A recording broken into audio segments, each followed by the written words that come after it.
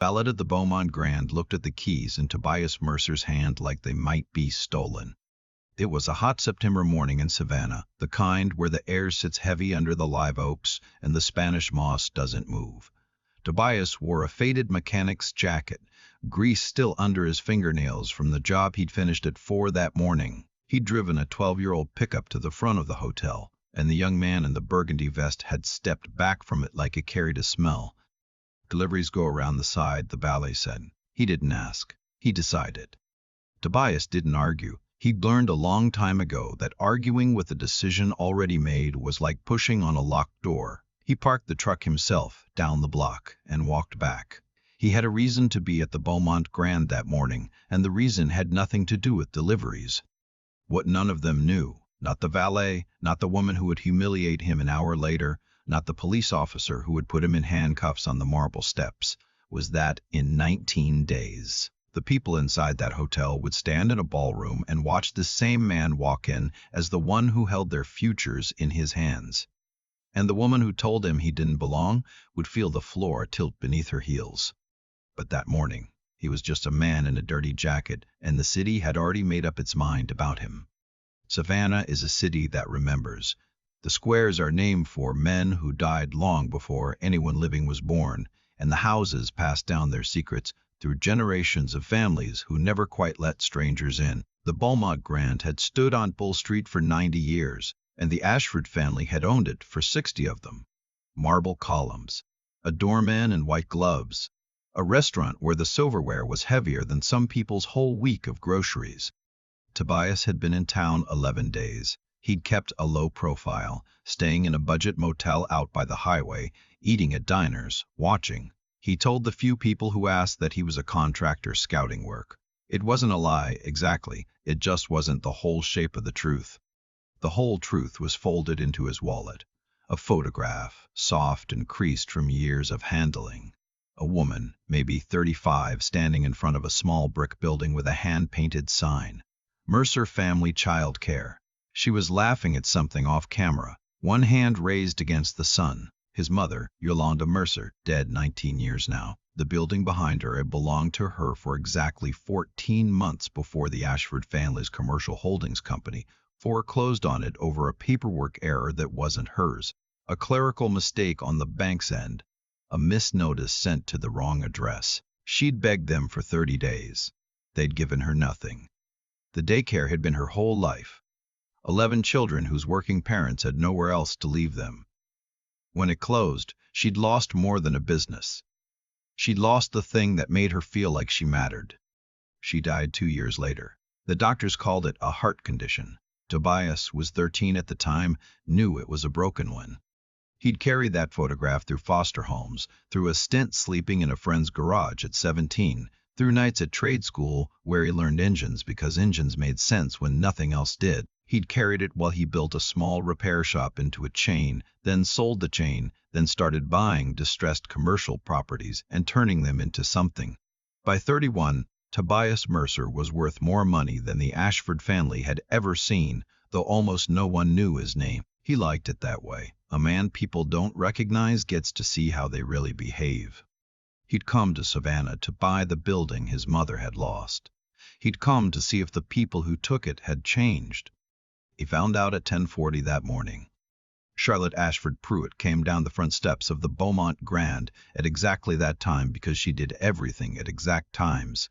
She was 44, blonde, in a sleeveless dress the color of fresh cream, and she was carrying a small dog and a large attitude. Her wedding was in 19 days, the social event of the Savannah autumn season, and she was at the hotel that morning to finalize the floral arrangements with a planner who jumped whenever she raised her voice. Tobias was standing near the bottom of the steps, looking up at the building, when she saw him. He wasn't blocking anything. He was just standing there, a man in a mechanic's jacket on a sidewalk that, in Charlotte's mind, belonged to people like her. Her lip curled before she'd even decided to speak. "Excuse me, sharp. Caring, this is a private entrance." It wasn't. It was a public sidewalk in front of a hotel that took anyone's money. But Tobias didn't correct her. He looked at her, calm, the way you'd look at weather. "I'm not in your way," he said quietly. Something about his stillness annoyed her more than rudeness would have. She came down 2 more steps. The little dog squirmed and she set it down, handing the leash to the planner without looking. "I don't know what you think you're doing here," she said, "but we don't need whatever you're selling, and we certainly don't need you standing out front looking like—" She gestured at his jacket, his hands, all of him. "Like that. Go on. There are shelters across the river." A young woman near the valet stand had her phone out now. 26 years old, in town for a conference, bored and waiting for a friend. She'd noticed the tone in Charlotte's voice before she noticed the words. Something in it made her start recording. She didn't fully know why. She just knew the woman in the cream dress was about to do something she shouldn't. Tobias still hadn't moved. "I'm waiting for someone," he said. "True enough."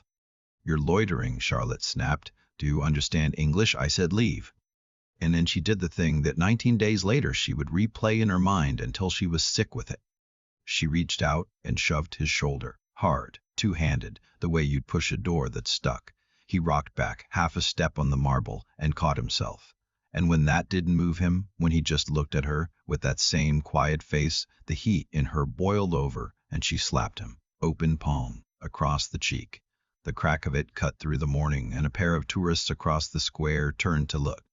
Tobias didn't flinch. He didn't raise his hand.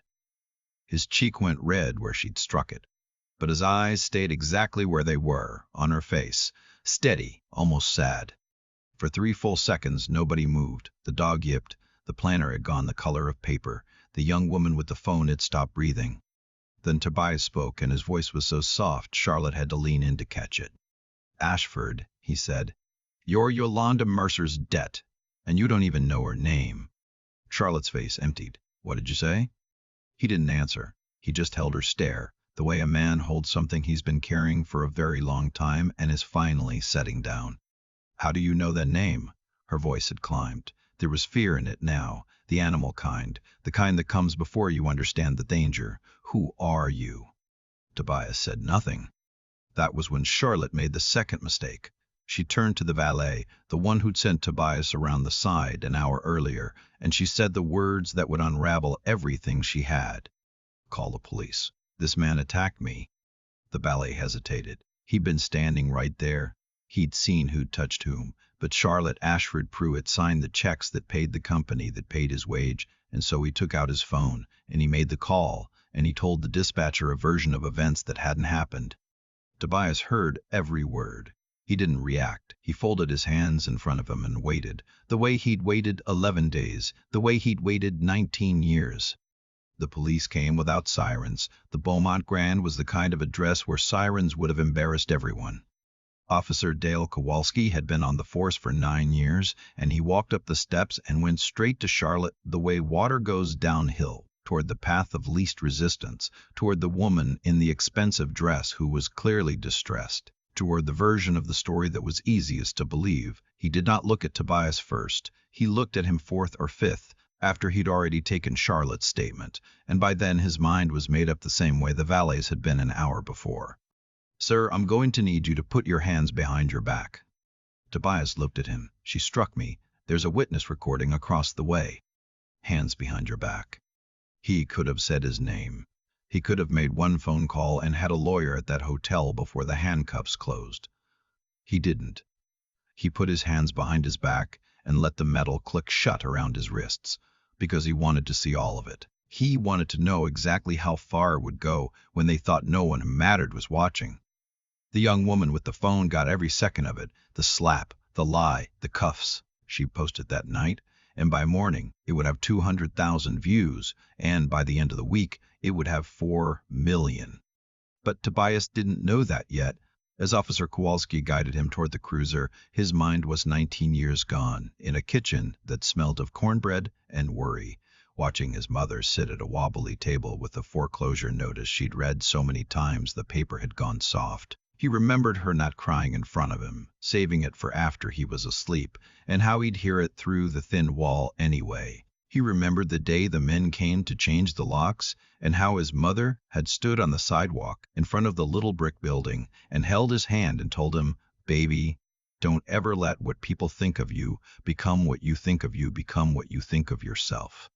He'd been 13. He hadn't understood it then. He understood it now, with his wrists in steel, in front of a hotel owned by the family that had done it to her. He whispered something as they put him in the car. Kowalski paused. "What was that?"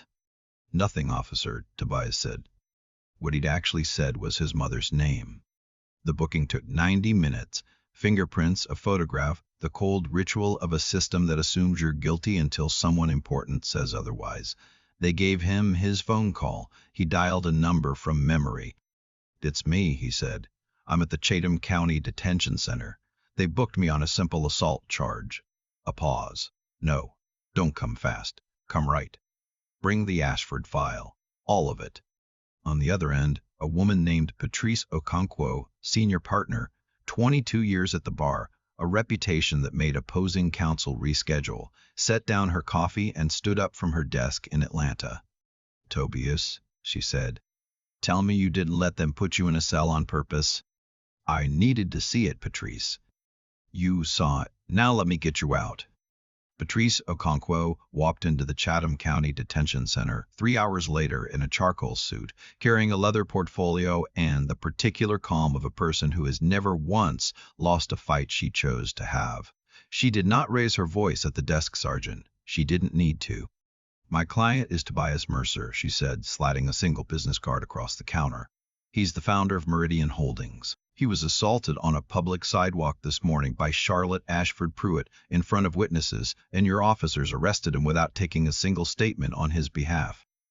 There is video. It is already online. You have, I would estimate, about 40 minutes before this becomes a problem that reaches well past this building."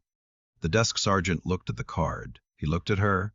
He looked at the name Meridian Holdings, which he had heard, the way everyone in Savannah commercial real estate had heard it lately, because Meridian had been quietly buying half of downtown. He picked up the phone. Tobias was released at 4:15 that afternoon. No charges. The paperwork was processed with a speed that would have been impossible for any ordinary man, and everyone in that building understood exactly why, and not one of them said it out loud. Across town, Charlotte Ashford-Pruitt was learning who Tobias Mercer was the hard way from her father. "You did what?" Sterling Ashford's voice came down the phone line like a dropped plate. He was 71, silver-haired, and he had not raised his voice in front of his daughter since she was a teenager. "You put your hands on a man in front of the Beaumont, and you had him arrested?" "He was harassing me, Daddy. He knew. He said a name, he said." "What name?" Charlotte stopped. She was standing in the marble foyer of her townhouse, still in the cream dress, and she suddenly couldn't remember why the name had frightened her so much. "Mercer," she said. "He said Yolanda Mercer. He said I was her debt." The silence on the line stretched so long she thought the call had dropped. "Daddy." "Charlotte," her father said, and his voice had changed, had gone careful and quiet in a way she had never heard from him. "I need you to listen to me. Don't talk to anyone. Don't post anything.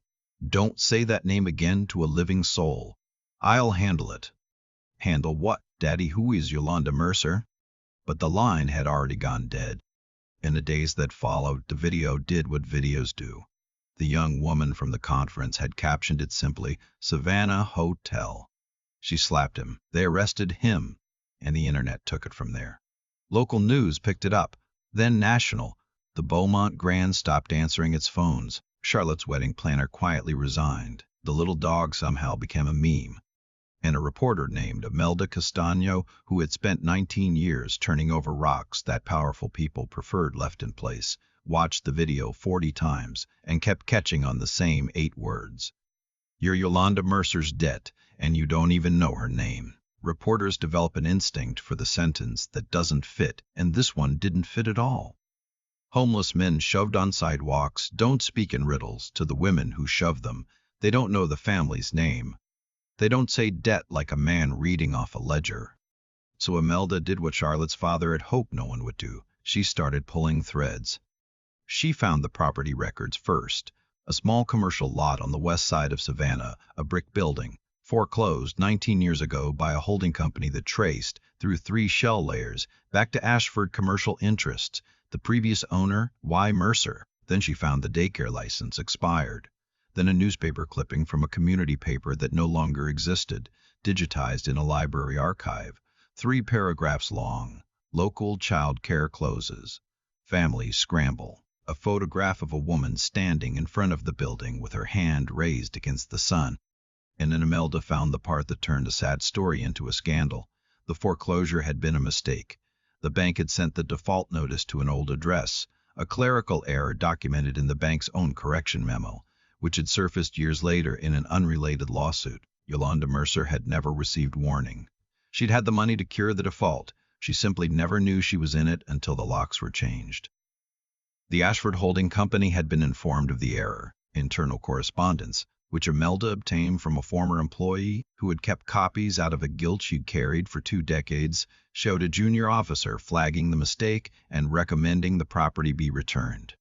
A handwritten note in the margin, in the firm hand of the company's then president, read, "Already listed. Not our problem. Move on." The president's name was Sterling Ashford. Imelda sat with that note for a long time before she made a single call. Meanwhile, something else was happening that no one had planned. Charlotte's fiancé was a man named Whitcomb Pryor, old Savannah money, a soft handshake, a man who'd spent his whole life being agreeable. He'd watched the video like everyone else, but he'd watched it differently. He'd watched the way Tobias didn't flinch, and he'd watched Charlotte's face in the seconds after the slap, and something in him had gone very still. Whit had been engaged to Charlotte for 2 years and unhappy for most of them. He'd told himself it was nerves. He'd told himself every family had its sharp edges, but when he saw her hand come across that man's face, saw the entitlement in it, the certainty, he didn't see the woman he was marrying. He saw the family he was marrying into, and he saw the next 40 years of his life, and for the first time he let himself feel how much he didn't want them. He found Imelda Castaño's contact information through a journalist friend, and he met her in a coffee shop on the north end of town, where no one from his world would ever go. "I'm not doing this to hurt Charlotte," he said, sliding a folder across the table. His hands were shaking slightly. "I'm doing it because I sat at family dinners for 2 years and listened to how they talk about people, and I let myself believe I was different just because I stayed quiet. I'm tired of being a man who stays quiet." Inside the folder were emails. Sterling Ashford to the family's attorney, sent the evening of the slap. "Make the witness go away. Make the reporter go away. This cannot touch the Meridian deal." Imelda read it twice. "The Meridian deal?" Whit nodded. "Meridian Holdings is buying the old hospital block. $41 million. It's the biggest thing to happen to downtown in a decade, and Sterling's been brokering it for 8 months. He found out 2 weeks ago who actually owns Meridian." He paused. He covered for Charlotte to protect the sale, not his daughter, the sale. Imelda looked at the name on the folder, Meridian Holdings. The same company whose founder Charlotte had slapped on the steps of a hotel. The same man who told her she was a debt. "He doesn't know yet," Whit said quietly, "that the man he's been negotiating with for 8 months and the man his daughter assaulted are the same person." The wedding venue had been booked for a year, the Belmont Hall, a restored estate on the Vernon River, white columns and oak alleys, the kind of place where Savannah's oldest families had married for generations. Charlotte went out there 19 days after the slap, the day before what was supposed to be her wedding, to walk the grounds one last time and convince herself the world hadn't ended. She was standing in the garden alone when she heard the cars. A small motorcade came up the oak alley. Not wedding cars, not florists' vans, but black sedans, 3 of them moving with the unhurried confidence of people who own where they're going. They stopped at the foot of the front steps. Doors opened. Tobias Mercer stepped out of the first car. He wasn't wearing a mechanic's jacket. He was wearing a dark suit that fit like it had been built around him, and he walked toward Charlotte across the garden with the same unhurried calm he'd had on the hotel steps, and Charlotte felt her knees lose their certainty beneath her. "You," she said. The word came out cracked. "You're Tobias Mercer." He stopped a careful distance away. "Founder of Meridian Holdings." He let that sit. "The company that purchased the Belmont Hall estate 3 weeks ago. This is my property, Miss Ashford. Your wedding was scheduled on my land. Charlotte's hand went to a garden chair to steady herself. That's not possible. My father, the deal Meridian is. Your father has been negotiating a $41 million sale with my company for 8 months, Tobias said. He found out 2 weeks ago that I own it. He chose not to tell you. He chose not to tell you. He chose to protect the deal instead of telling you who you'd slapped. A long pause. He's good at that, protecting deals instead of people. He's been doing it for 19 years. What does that mean? Her voice broke on the word. What does my father have to do with? Ask him, Tobias said, about Yolanda Mercer. Ask him about the daycare on Ojik Road. Ask him about the note he wrote in the margin. He turned to go, then stopped. Or don't. You'll hear all of it Tuesday. In a courtroom, with reporters in the gallery. He walked up the steps of the estate his company now owned, and the staff who had once worked Ashford events greeted him by name. Mr. Mercer. Welcome. Charlotte stood alone in the garden where she was supposed to be married, on land that belonged to the man she'd called a beggar, and for the first time in her life she understood what it felt like to be small in a place she thought was yours. Her phone buzzed in her hand. Father calling. She let it ring. The courtroom was full on Tuesday morning. Word had gotten out, it always does, and the gallery held reporters, the witness from the hotel steps, 2 former Ashford employees, and a row of older folks from the west side of Savannah who'd had children at Yolanda Mercer's daycare 2 decades before and had driven downtown to see whatever this was going to be. It was a civil hearing, an injunction Tobias's lawyers had filed, the precise legal mechanics of which mattered less than what the hearing dragged into the light. Patrice Okonkwo presented it all methodically, without heat, the video, the valet's false statement, the arrest with no witness interview, the pattern of complaints against the Beaumont Grand that had been buried for years.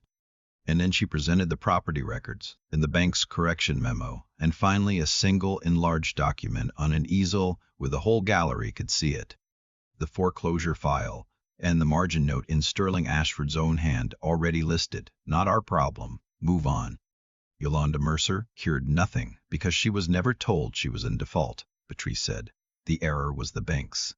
The Ashford company was informed of the error and chose to keep the property anyway. The woman lost her business, her livelihood, and her family will tell you, her health, over a clerical mistake that the men in this family knew about and decided wasn't their problem. She set down her folder.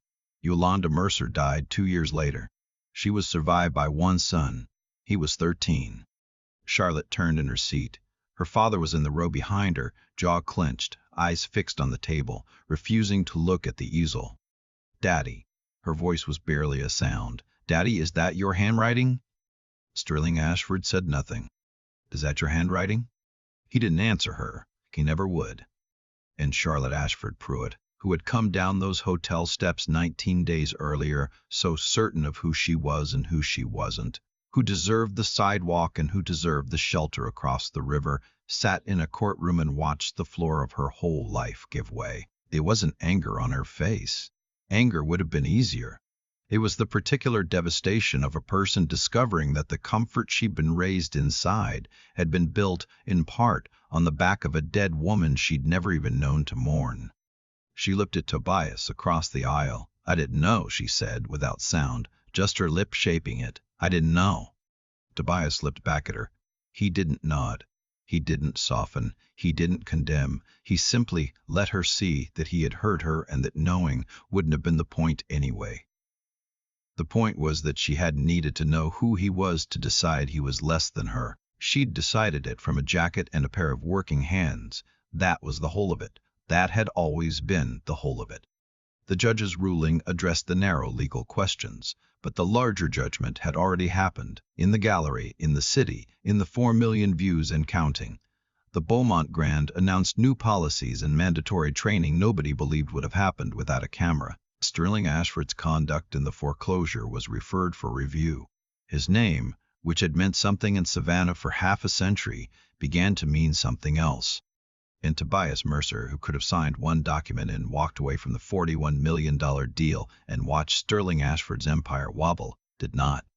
He closed the deal. He bought the old hospital block, and then he announced what he intended to build on it. Not luxury condos, not a boutique hotel. A child care and family resource center. Full-day care on a sliding scale, a clinic, job training for parents, the whole brick-and-mortar answer to everything his mother had lost. He named it the Yolanda Mercer Center, and he put her photograph, the one from his wallet, enlarged and framed in the front lobby where every parent dropping off a child would walk past her laughing face and her hand raised against the sun. Imelda Castaño asked him why, on the day the plans were announced. Why build it instead of burning them down? He had the means to do both.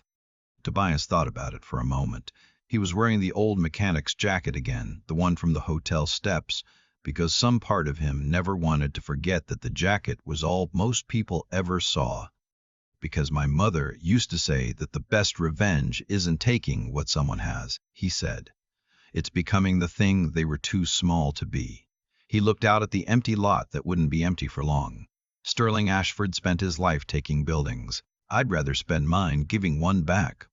Charlotte never married Whitcomb Pryor. She left Savannah before the leaves turned, and the last anyone heard she was somewhere in North Carolina, living small, not speaking to her father. Some people in town said she was hiding. The ones who knew better said she was finally, for the first time, looking at herself. Whit sent Tobias a letter. It had 2 words in it: thank you. Sterling Ashford kept his money and lost everything. Money was supposed to buy his reputation, his standing, the daughter who would not take his calls. He had built an empire on the principle that some people simply weren't his problem. He died of that principle a little more every day in a big quiet house, alone. And on a bright Saturday the following spring, a line of parents and children formed outside a brick building on the west side of Savannah, waiting for the doors of the Yolanda Mercer Center to open for the first time. Tobias stood off to the side in the jacket, watching. A little girl, maybe 4, tugged her mother toward the framed photograph in the lobby and asked who the lady was. That's the lady this place is named for, her mother said. She loved kids like you. The girl looked up at the laughing woman with her hand raised against the sun, and she waved at the photograph, the way children wave at people they've decided are friends. Tobias watched, and something in his chest that had been clenched for 19 years, finally, quietly, let go. He had walked into that city a man everyone looked past. He left it a man who'd given his mother back the one thing the world had taken, her name, on a building, permanent, outlasting all of them. He never got an apology. He stopped needing one a long time ago. Some debts don't get paid back. They get paid forward into the hands of people who'll never know your name, and somehow that turns out to be enough. Because dignity was never something Charlotte Ashford had the power to grant or take away. It belonged to Tobias the whole time, in the jacket, in the cuffs, in the silence. And the cost of forgetting that, the way her family had forgotten it, about a woman with a daycare and a dream, comes due eventually. It always comes due. The only question any of us answers, in the end, is whether we'll be the kind of person who pays what we owe, or the kind who writes not our problem in the margin and waits for the morning it finds us. I keep coming back to those 3 seconds on the hotel steps, the ones after Charlotte's hand came across Tobias Mercer's face, and before he said a single word. He didn't raise his hand. He didn't raise his voice. And I used to think that kind of stillness was weakness, until I understood that staying calm when every nerve in your body is screaming is one of the hardest things a person can do. That was strength, the quiet kind nobody hands you a trophy for. What gets me most is how predictable it all was, looking back. Charlotte didn't slap a man that morning. She slapped a jacket. She slapped a pair of working hands in a truck that was 12 years old, and she decided that was the whole of him. Cause and effect is patient like that. Sterling Ashford wrote Not Our Problem in a margin 19 years before his daughter ever met Tobias, and that single sentence sat there quietly growing teeth until the morning it walked up his own front steps in a borrowed jacket. Nothing he did that day was new. He was just finally standing close enough to feel it. I've had to ask myself the harder question too, the one Tobias answered better than I think I would have. When you finally hold power over the people who hurt you, what do you actually do with it? He had $41 million of leverage and every right to burn the Ashfords to the ground. He didn't. He looked at the situation clearly enough to see that destroying them would only have made him the newest version of them, That kind of clear sight, the ability to think past your own anger to what actually matters, is its own quiet form of wisdom, and it's rarer than money. And then there's the part that took me longest to respect. Tobias was 13 when he lost his mother, and he could have let that loss decide who we became. He slept in a garage at 17. He learned engines because engines made sense when nothing else did. He built something out of nothing, not in a year, but across 2 decades of refusing to quit. That's the part nobody puts in the thumbnail. The slap is loud. The patience is silent. And the patience is what actually changed everything. So I sit with Yolanda Mercer's photograph in that lobby, her hand raised against the sun, and I think about what she told a 13-year-old boy on a sidewalk while strangers changed the locks. Don't let what people think of you become what you think of yourself. He carried that for 19 years. I'd like to carry it too. Because the world will look at your jacket before it looks at your name, and the only thing you really control is whether you stay good, stay clear-eyed, and stay standing long enough for the truth to come due. It always comes due.